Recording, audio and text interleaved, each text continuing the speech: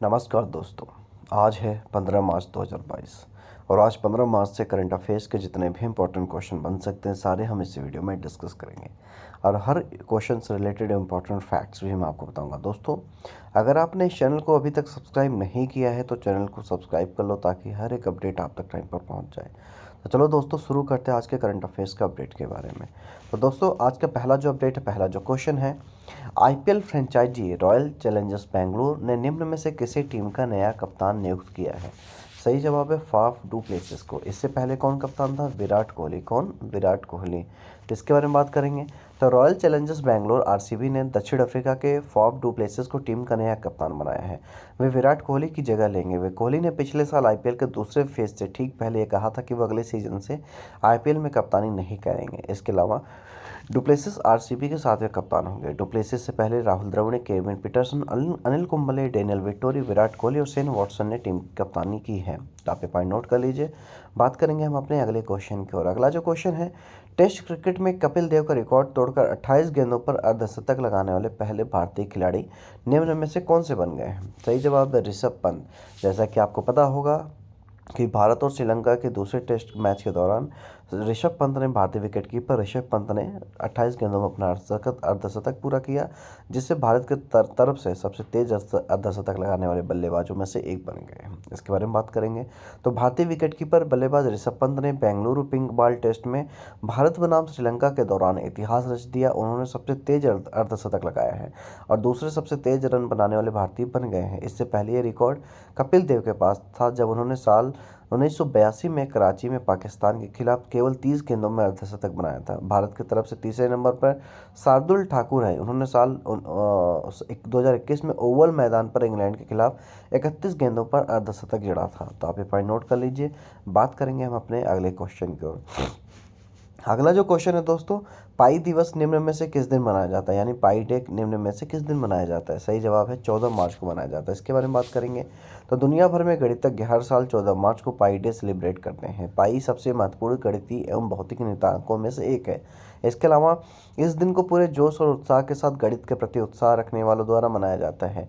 वे इस दिन का गणित की क्विज और प्रतियोगिता का आयोजन करते हैं। तो इम्पॉर्टेंट पॉइंट ये है कि अगर एग्जाम में क्वेश्चन पूछा जाए कि पाई डे किस दिन मनाया जाता है तो बता सकते हो 14 मार्च को मनाया जाता है। तो आप ये पॉइंट नोट कर लीजिए। बात करेंगे अगले क्वेश्चन की और अगला जो क्वेश्चन है, रिलायंस रिटेल ने बिग बाजार की जगह अब निम्न में से किसे लॉन्च करने की घोषणा की है? सही जवाब है स्मार्ट बाजार। इसके बारे में बात करेंगे। तो रिलायंस रिटेल का एक नया रिटेल स्टोर ब्रांड स्मार्ट बाजार शो को शुरू करने जा रही है।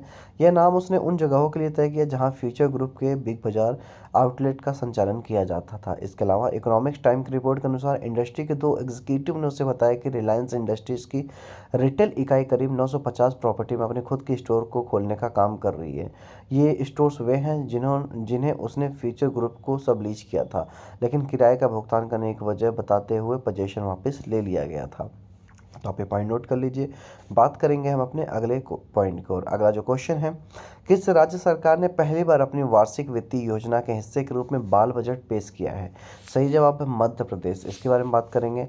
तो मध्य प्रदेश सरकार ने पहली बार अपनी वार्षिक वित्तीय योजना के हिस्से के रूप में बाल बजट पेश किया है। सरकार ने 220 योजनाओं के लिए 57,803 करोड़ रुपए आवंटित किए हैं, जिन्हें 18 वर्ष से कम आयु के बच्चों के लिए शिक्षा सहित 17 विभागों के तहत लागू किया जाएगा। साथ ही साथ मध्य प्रदेश सरकार ने वित्तीय वर्ष 2022-23 के लिए अपना बजट पेश किया। वित्त मंत्री कौन है? जगदीश देवड़ा ने बजट पेश किया था। वित्त मंत्री कौन है? जगदीश देवड़ा। तो आप ये पॉइंट नोट कर लीजिए। बात करेंगे अगले क्वेश्चन को और अगला जो क्वेश्चन है, अमेरिका ने हाल ही में किस देश से सभी तेल और गैस आयात पर प्रतिबंध लगा दिए हैं? सही जवाब है रूस। इसके बारे में बात करेंगे। तो अमेरिका ने हाल ही में रूस से सभी तेल और गैस आयात पर प्रतिबंध लगा दिया है। राष्ट्रपति जो बाइडेन ने एक ट्विटर पोस्ट में ये बात कही। रूस से आयात पर प्रतिबंध लगाने के कदम को युद्धग्रस्त यूक्रेन के समर्थन के रूप में देखा जा रहा है। इसके अलावा अमेरिका पहले ही अपने सहयोगियों के रणनीतिक पेट्रोलियम भंडार से 6 करोड़ बैरल तेल की सामूहिक रिहाई की घोषणा कर चुका है।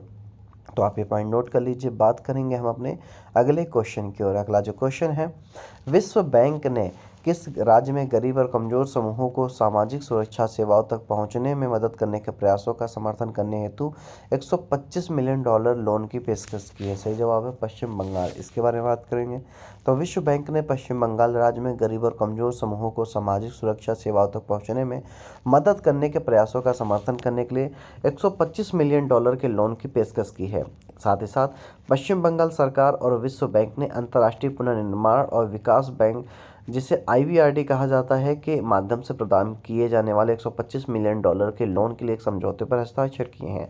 इसके साथ ही यह प्रोजेक्ट सामाजिक सहायता तक कवरेज और पहुंच का विस्तार करने और एक समेकित सामाजिक रजिस्ट्री के माध्यम से गरीबों और कमजोर लोगों के लिए नकद ट्रांसफर देने की राज्य की क्षमता को मजबूत करने में मदद करेगी। तो आप ये पॉइंट नोट कर लीजिए। बात करेंगे हम अपने अगले क्वेश्चन की ओर। अगला जो क्वेश्चन है, किस राज्य सरकार ने सुषमा स्वराज पुरस्कार देने की घोषणा की है, यानी सुषमा स्वराज अवार्ड देने की घोषणा की है? सही जवाब है हरियाणा। इसके बारे में बात करेंगे तो हरियाणा के मुख्यमंत्री मनोहर लाल खट्टर ने राज्य का बजट पेश करते हुए महिलाओं के लिए अंतर्राष्ट्रीय और राष्ट्रीय क्षेत्रों में जीवन के विभिन्न क्षेत्रों में उनकी महत्वपूर्ण उपलब्धियों या योगदान के लिए सुषमा स्वराज पुरस्कार की घोषणा की है। इसके अलावा सुषमा स्वराज पुरस्कार में प्रशस्ति पत्र के साथ 5 लाख रुपए की पुरस्कार राशि होगी। सुषमा स्वराज सुप्रीम कोर्ट की वकील होने के साथ साथ एक भारतीय राजनीतिक भी थी, जो कि बीजेपी के पक्ष में थी, यानी बीजेपी भारतीय जनता पार्टी की राजनीतिज्ञ महिला थी। तो आप ये पॉइंट नोट कर लीजिए। बात करेंगे हम अपने अगले सेगमेंट की ओर, जिसका नाम है आर्थिक करंट अफेयर्स। तो पहला जो पॉइंट है, क्षेत्रीय कनेक्टिविटी योजना, जिसे उड़ान कहा जाता है, के तहत फ्लाई बिग दौर इंदौर गोंदिया महाराष्ट्र हैदराबाद रूट पर उड़ान शुरू हो गई है। इसके अलावा NSE-IBGA, जिसे Indian Boolean and jewellers association कहा जाता है, ने बुलियन स्पॉट एक्सचेंज स्थापित करने के लिए समझौता किया है। इसके साथ साथ रंजीत रथ PSU ऑयल इंडिया लिमिटेड के नए CMD चुने गए हैं। बेंगलुरु में 9 कैटेगरी में दिए गए इकोनॉमिक टाइम स्टार्टअप अवार्ड्स मिला। साथ ही साथ केंद्रीय संचार, इलेक्ट्रॉनिक्स और सूचना प्रौद्योगिकी और रेलवे मंत्री अश्विनी वैष्णव ने ट्राई अधिनियम के 25 साल हितधारकों के लिए आगे का रास्ता पर संगोष्ठी का उद्घाटन किया है। इसके अलावा टेक महिंद्रा 42 मिलियन में मुंबई स्थित थर्डवेयर खरीदेगी। साथ ही साथ भारतीय स्टेट बैंक, जिसे SBI कहा जाता है, के प्रबंध निदेशक अश्विनी भाटिया कौन है? अश्विनी भाटिया हैं भारतीय प्रतिभूति और विनिमय बोर्ड, जिसे सेबी कहा जाता है, के पूर्णकालिक सदस्य WTM के रूप में। ठीक है, आप ये पॉइंट नोट कर लीजिए। ये सारे सेगमेंट आर्थिक करंट अफेयर्स, यानी आर्थिक में क्या क्या हुआ है, इसके बारे में हमने बात किया। बात करेंगे अंतर्राष्ट्रीय करंट अफेयर्स के बारे में, कि इंटरनेशनल करंट अफेयर्स के बारे में। तो पहला जो पॉइंट है, पोलिस सीमा से 25 किलोमीटर दूर यूक्रेन की सैन्य सुविधा पर रूसी मिसाइल हमले में 35 की मौत हो गई। इसके अलावा भारत ने दूतावास को यूक्रेन में पोलैंड में स्थायी रूप से स्थानांतरित करने का फैसला किया है। इसके साथ साथ भारत का राष्ट्रीय ताप विद्युत निगम, जिसे NTPC कहा जाता है, और सीलोन विद्युत बोर्ड, जिसे CEB कहा जाता है, संयुक्त रूप से त्रिकोमौली में सौर ऊर्जा संयंत्र स्थापित करेंगे। इसके अलावा गूगल साइबर सिक्योरिटी फर्म मेडिएंट को $5.4 अरब में खरीदेगा। आप ये पॉइंट नोट कर लीजिए। बात करेंगे हम अपने अगले सेगमेंट को, जिसका नाम है 15 मार्च की महत्वपूर्ण घटनाओं के बारे में, यानी 15 मार्च को क्या क्या महत्वपूर्ण घटनाएं घटी हैं, इसके बारे में हम बात करेंगे। तो पहला जो पॉइंट है, 1564 को मुगल बादशाह अकबर ने जजिया कर हटा दिया था। इसके अलावा 1892 में पहली बार न्यूयॉर्क में ऑटोमेटिक बैलेट मशीन का प्रयोग किया गया था। 1919 में उस्मानिया विश्वविद्यालय का उद्घाटन हुआ था। 1947 में पंजाब में दंगे भड़के थे। 1984 में यूरोपीय देश तंजानिया में संविधान को अंगीकार किया गया था। 1997 में ईरान ने पहली बार किसी महिला राजनीतिक को विदेश में नियुक्त किया था। 2008 में इटली के पोसालियो में महात्मा गांधी की प्रतिमा स्थापित की गई थी। तो आप ये सारे पॉइंट नोट कर लीजिए। बात करेंगे अगले सेगमेंट को, जिसका नाम है 15 मार्च को जन्मे महत्वपूर्ण व्यक्ति के बारे में। पहला जो पॉइंट है, 1901 में भारत के महान कुश्ती प्रशिक्षक व पहलवान गुरु हनुमान का जन्म हुआ था। 1934 में बहुजन समाज पार्टी के संस्थापक काशीराम का जन्म हुआ था। 1943 में दिल्ली के पूर्व मुख्यमंत्री साहिब सिंह वर्मा का जन्म हुआ था। 1947 में भारत के पूर्व हॉकी खिलाड़ी अजित पाल सिंह का जन्म हुआ था। 1954 में हिंदी साहित्यकार रमेश राज तेवरीकार का जन्म हुआ था। 1976 में अभिनेता अभय देओल का जन्म हुआ था। तो आप ये सारे पॉइंट नोट कर लीजिए। बात करेंगे अगले सेगमेंट की, जिसका नाम है 15 मार्च को हुए निधन के बारे में। तो 1236 को विश्व प्रसिद्ध सूफी संत हजरत ख्वाजा मोइनुद्दीन चिश्ती अजमेरी रहमतुल्लाह अलैह का निधन हुआ था।